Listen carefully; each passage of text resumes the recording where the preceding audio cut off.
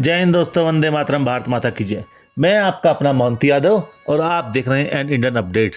दोस्तों, आज के अपडेट में हम बात करेंगे भारतीय सेना और भारत सरकार की आने वाले समय की युद्ध की तैयारी के बारे में कि किस प्रकार भारतीय सेना को सक्षम बनाया जाए, किस प्रकार भारतीय सेना को उस लेवल पर तैयार किया जाए कि आने वाले समय में भारतीय सेनाएं किसी भी परिस्थिति का सामना कर सकें। जी हाँ मित्रों, आज का वीडियो थोड़ा लंबा होने वाला है, लेकिन आपसे अनुरोध है आप इस वीडियो को पूरा देखें और लाइक सब्सक्राइब के साथ में कमेंट सेक्शन में अपनी प्रतिक्रिया जरूर दें। खैर दोस्तों, ज़्यादा बातें ना करते हुए अब सीधे हम वीडियो पे चलते हैं। अब ये तो आप जानते ही हैं, पिछले 10 सालों में ना हमने 3 बड़े ऑपरेशन किए हैं। पहली एयर सर्जिकल स्ट्राइक, दूसरी एयर स्ट्राइक और तीसरा आप जानती हैं पहलगाम अटैक के बाद ऑपरेशन सिंदूर। जी हाँ दोस्तों, लेकिन पहले 2 जो स्ट्राइक्स थी, सर्जिकल स्ट्राइक और एयर स्ट्राइक, इनके बनस्पत ऑपरेशन सिंदूर में एक बात थी। हमने अपने आप को ट्रेडिशनल वार से ऊपर जा कर के तैयार किया था मॉडर्न वारफेयर के लिए, और ऑपरेशन सिंदूर में यह बात साबित हो गई थी कि किस प्रकार बिना दुश्मन के घर में घुसे एक बार भी एक भी सैनिक को खतरे में डाले हमने अपने दुश्मन को ठिकाने लगा दिया। और यही ऑपरेशन सिंदूर की कामयाबी की सबसे बड़ी बात थी। ऐसा नहीं था हमारी एयरफोर्स और हमारी आर्मी जाकर के पाकिस्तान में अंदर घुस कर के उनको ठिकाने नहीं लगा सकती थी, लेकिन वो ट्रेडिशनल तरीका होता और ऑपरेशन सिंदूर ने दुनिया को दिखाया लड़ने का एक नया तरीका। लेकिन दोस्तों, क्या इस तरीके पर ही दुनिया की लड़ाई ख़त्म हो जाएगी? क्या इसके आगे हमें नई नई चीज़ें डेवलप करनी नहीं पड़ेंगी? नहीं दोस्तों, वॉर सिस्टम, डिफेंस सिस्टम ऐसा है कि आपको कंटिन्यू एक्टिव रहना पड़ता है, आपको हर समय अपने आप को अपडेट रखना पड़ता है। और उसी अपडेशन के बारे में मैं आप आज से बात करने आ रहा हूँ। दोस्तों, आज की वीडियो में जो हम बात कर रहे हैं ना, वो अब तक आप समझ ही गए होंगे कि मैं किस विषय में बात करने जा रहा हूँ। मैं बात करने जा रहा हूँ अगले 10 से 15 साल के लिए भारतीय सेना की रक्षा तैयारियों के बारे में। अब दोस्तों, ये तो हम जानते ही हैं कि किसी भी देश की सेना के 3 विंग होते हैं कम से कम, आर्मी, एयरफोर्स और नेवी। भारतीय सेना के भी ये 3 इम्पोर्टेंट विंग हैं, और इन विंगों में सबसे पहले हम बात करेंगे नेवी की, क्योंकि पिछले 10 सालों में हमने तीनों विंगों में से 2 विंगों का काम देख लिया है, आर्मी का और एयरफोर्स का। अब संभावना है कि आने वाले समय में नेवी की बात हो। वैसे भी मित्रों, ये तो सच्चाई है कि पाकिस्तान कोई हमारे लिए सिरदर्द नहीं बचा है। सिरदर्द तो हमारा चाइना है, जिसके साथ आजकल कुछ इलू टाइप का चला भी हुआ है। खैर मित्रों, अब बात नेवी की करते हैं। हमारी नेवी हिंद महासागर से लेकर के अरब सागर और बंगाल की खाड़ी तक सुरक्षा करती है। दुनिया की ब्लू वाटर नेवियों में शुमार हमारी नेवी दुनिया के कई इलाकों में जाकर भी ऑपरेशन करती है, लेकिन समुद्री इलाके को सुरक्षित रखना इसकी बहुत बड़ी जिम्मेदारी है। और जिस तरह से चाइना ने हमारे एरिया में आंखें दिखाई हैं, पिछले कुछ दशकों में अपनी प्रेजेंस बढ़ाई है, हर चीज़ को चेक किया है, तो नेवी का तो मजबूत होना बहुत ज़रूरत है। और इसी ज़रूरत को पूरा करने के लिए नेवी को चाहिए 10 फ्रिगेट और डेस्ट्रॉयर्स की इमीडिएटली एक विमान वाहक पोत भी चाहिए नेवी को, और इसके अलावा 2 electromagnetic aircraft launch system, 10 next generation destroyer frigate और नेक्स्ट जनरेशन की 7 कारवेट की नेवी को इमीडिएट ज़रूरत है। और छोटे आकार के युद्धपोत और पानी के अंदर ऑपरेशन करने की क्षमता नेवी की ताकत में 4 चांद लगाने वाली है। इसके अलावा नेवी को ऐसे कॉरवेट की भी ज़रूरत है जिसमें एंटीशिप वेपन और सेंसर लगे हों, और इसके लिए भारतीय नेवी काम भी कर रही है। और इतना ही नहीं, एंटी शिप माइन भी चाहिए जो कम से कम 10 तो हों, और 5 फ्लीट सपोर्ट शिप भी नेवी की इमीडिएट ज़रूरत है। अगर आपको नेवी को हर समय अपडेट रखना है, ऐसे जहाज चाहिए जो कम से कम 44,000 टन ढोने में सक्षम हो, और 4 लैंडिंग प्लेटफॉर्म डॉक्स भी देने की भारत सरकार की योजना नेवी की है। युद्ध के समय बहुत ज़रूरत पड़ेगी इनकी, क्योंकि जब आपको अपनी ज़मीन से बहुत दूर जाके ऑपरेशन करने होंगे ना, तब हमारे एयरक्राफ्ट कैरियर्स होंगे जहां से हमारी एयरफोर्स ऑपरेट करेगी, और ये इतने कारगर होंगे कि ये नौसैनिकों और उनके जो व्हीकल्स हैं ना, मैरीटाइम समेत हेलीकॉप्टर वगैरह को ले जाने के लिए सक्षम होंगे, और ज़रूरत पड़ने पर ना इनका इस्तेमाल कमांड और कंट्रोल सिस्टम की तरह भी किया जा सकेगा।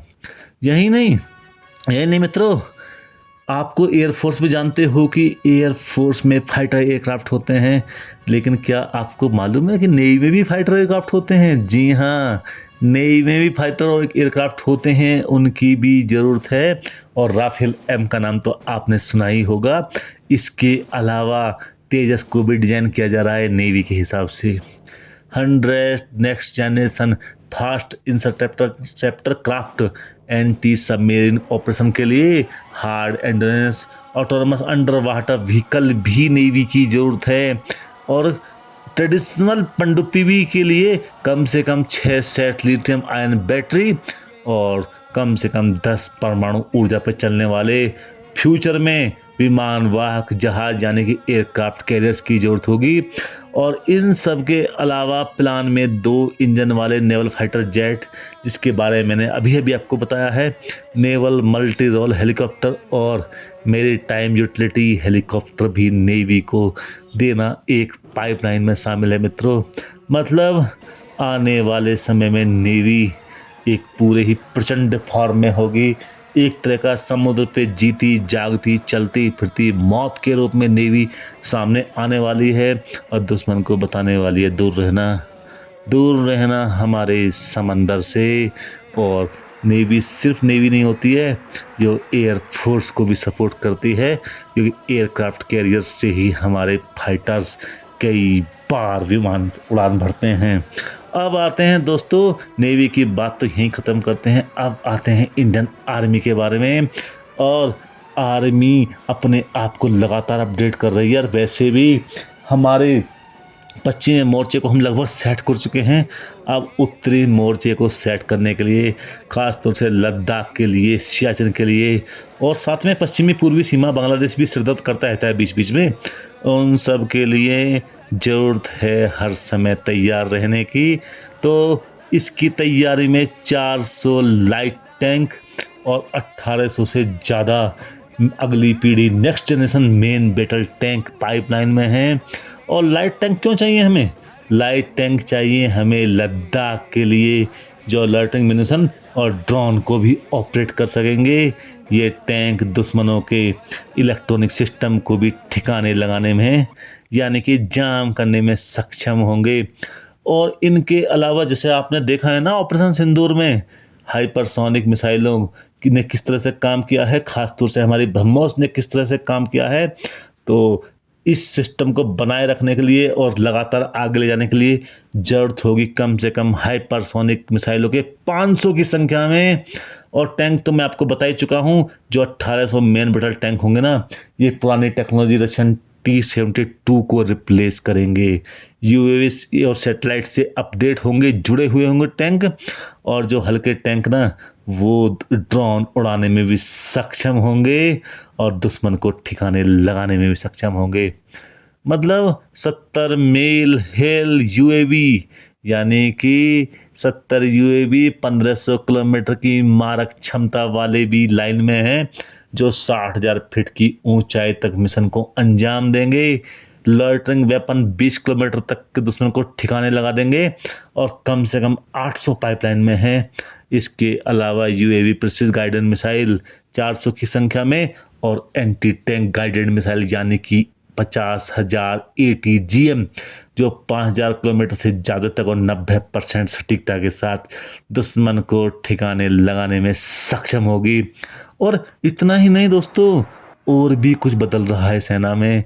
सेना 700 रोबोटिक काउंटर इम्प्रोवाइड एक्सप्लोसिव डिवाइस को भी अपनाने के लिए तैयार है, और वो भी पाइपलाइन में डाल दी गई है। 3000 vehicle mounted infantry motor system, जिनको 2 से 3 मिनट में कहीं भी तैनात कर दो और ऑपरेशन में शामिल कर लो। इसके अलावा मैं बता चुका हूँ 50,000 से ज़्यादा ATGM, 6 लाख से ज़्यादा रेंज वाले आर्टिलरी राउंड, 60,000 से अधिक सॉफ्टवेयर डिफाइंड रेडियो और दुश्मन के ड्रोनों के झुंड को नाकाम करने वाले 50 स्मार्ट एडेप्टिव जेमिंग के साथ साथ 50 इलेक्ट्रिक डनायल बबल भी सेना की वर्तमान में ज़रूरत है। मतलब सेना अपने आप को सिर्फ अपडेट ही नहीं कर रही, बल्कि अपने आप को मॉडर्न वारफेयर के हिसाब से किलिंग मशीन में भी बदल रही है। मित्रों, यह सेना का सबसे बड़ा बदलाव आ रहा है। यानी कि आने वाले समय में पाकिस्तान तो सोचे ही ना, वो अपने 2 वक्त की रोटी खाए और चैन से जिए। और इतना ही नहीं, परचेजिंग में भी चेंज किया जा रहा है। मतलब अगर 12 महीने में इमरजेंसी हथियारों की डिलीवरी किसी एजेंसी ने नहीं की, तो उस एजेंसी का कॉन्ट्रैक्ट भी सेना रद्द कर देगी। क्योंकि हमने लंबे समय से देखा है कि हथियारों का ऑर्डर दे दिया, लेकिन हथियार आ ही नहीं रहे हैं। और बस ये आ ही नहीं रहे हैं, जब उनकी ज़रूरत थी तब हमारे पास हथियार ही नहीं थे। लेकिन चेंज कर दिया गया है, कुछ नियमों में भी चेंज किया है। ऑपरेशन सिंदूर के कुछ समय बाद ही भारत सरकार ने फैसला कर लिया था कि सेनाएं अपने बजट का 15% इमरजेंसी हथियार और सामानों की खरीद में इस्तेमाल कर सकते हैं और इनको इमरजेंसी में यूज कर सकते हैं। मतलब कि खरीदारी के प्रोसेस को छोटा किया गया है और इस प्रोसेस में खास तौर से ड्रोन, काउंटर ड्रोन सिस्टम, कम दूरी के एयर डिफेंस सिस्टम जैसे हथियार शामिल हैं। अगर ये टाइम से डिलीवरी नहीं होती हैं तो उन सारी की सारी एजेंसियों को या कंपनियों को सेना ठेका देना बंद कर देगी और पूरी तरह से ब्लैक लिस्ट कर देगी, ठेका रद्द कर देगी।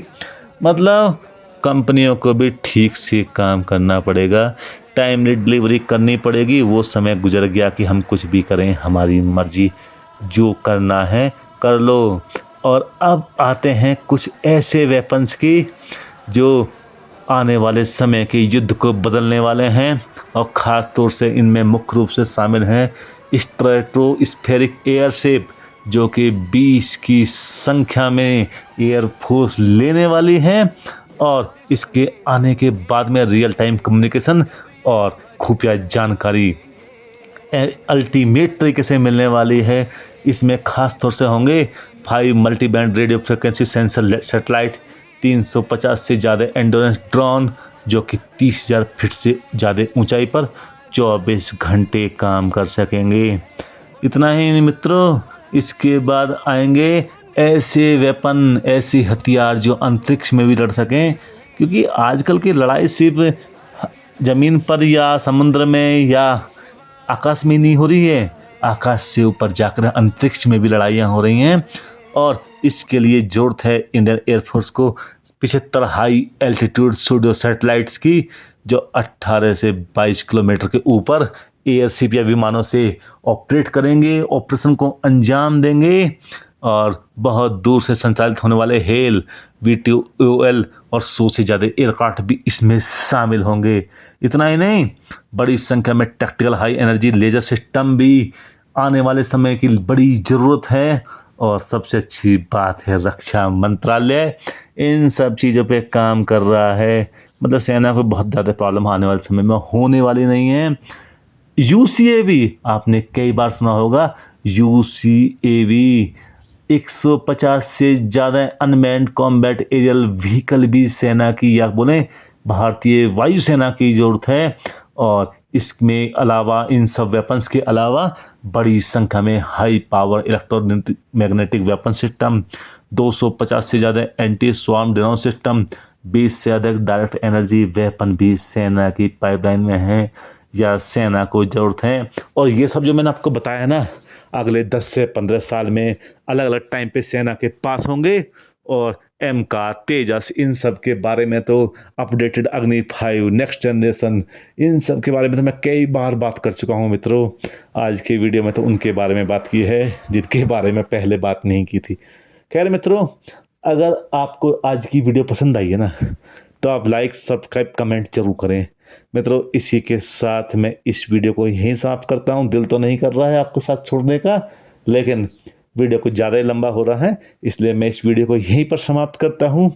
आपसे अनुरोध है आप वीडियो को लाइक करें, चैनल को सब्सक्राइब करें और कमेंट सेक्शन में अपनी प्रतिक्रिया जरूर दें।